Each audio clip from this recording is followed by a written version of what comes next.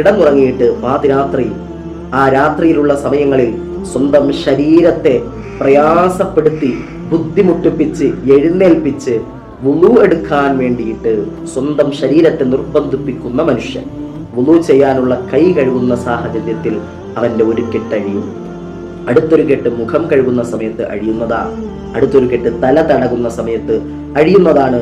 അതുപോലെ കാല് കഴുകുന്ന സമയത്ത് അടുത്ത കെട്ടും അഴിയും. മുഴുവൻ കെട്ടുകളും അഴിഞ്ഞിട്ട് അല്ലാഹു സുബ്ഹാനഹു വ തആലയിലേക്ക് ഇബാദത്തിന് വേണ്ടി ഒരുങ്ങിയിരിക്കുന്ന ഒരു മനുഷ്യന്റെ സംബന്ധിച്ചിടത്തോളം അവനെ കുറിച്ച് അല്ലാഹു സുബ്ഹാനഹു വ തആല മലക്കുകളോട് പറയുകയാണ്, മലക്കുകളെ മാ സഅലനി അബ്ദി ഹാദാ ഫഹുവ ലഹു.